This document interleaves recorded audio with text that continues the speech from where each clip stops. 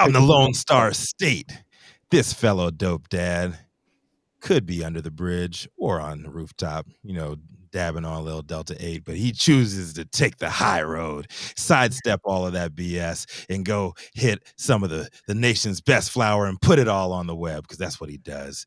You know who's coming to the stage next. It's the man, the myth, the legend, Stone Slade.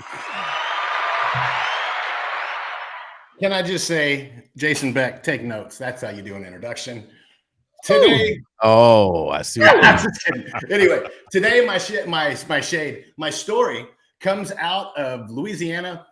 Every aspect of our lives is filled with cause and effect, small or large actions that cause a ripple effect of sub-actions happening as a result of the original one, and the history of cannabis is filled with them.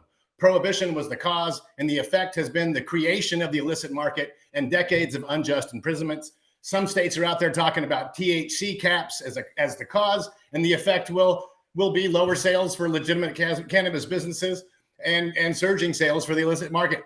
Cause, some states still refuse to legalize adult use, and the effect has been, yes, a healthy illicit market and loophole finding hemp farmers figuring out ways to create synthetic cannabinoids in an effort to expand business and try to replicate the big popular missing ingredient, THC.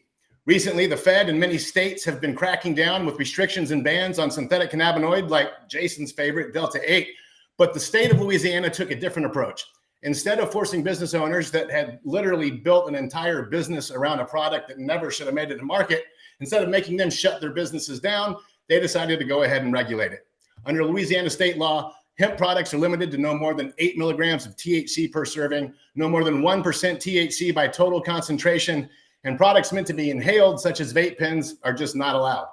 According to a recent Louisiana legislative auditor report, the Louisiana Health Department has been allowing over 200 intoxicating hemp products that violate state law to be marketed and sold.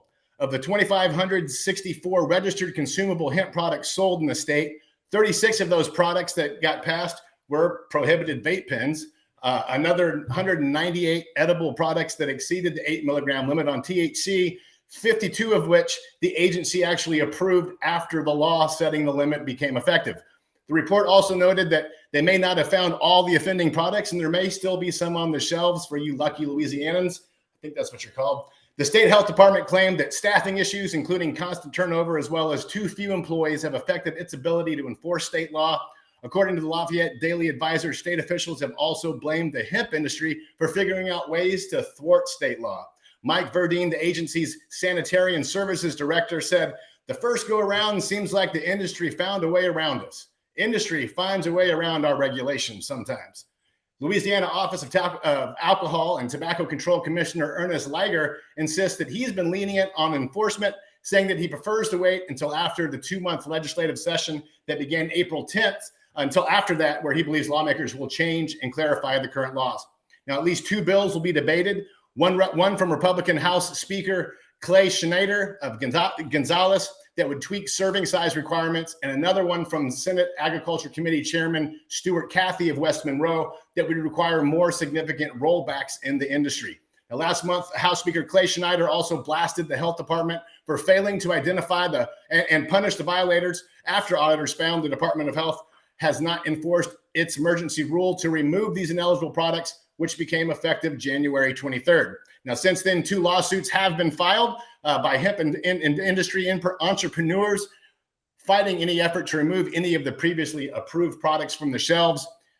So much to say about what's going on in Louisiana. I personally, we just talked about this, I don't think synthetic cannabinoids have a place in the industry unless I'm missing anything. If they don't provide any benefits that good old plain Mary Jane provides, then get back in line. There's definitely no reason why these products should be legal and cannabis isn't, when cannabis has centuries of a good proven track record. If anything really needs to be researched, it's these synthetic cannabinoids.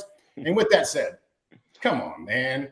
They allowed you to remain in business, and you fucked that up. It's literally the perfect example of give an inch, take a mile. I'm Stone Slade reporting for the High at 9 News Hour.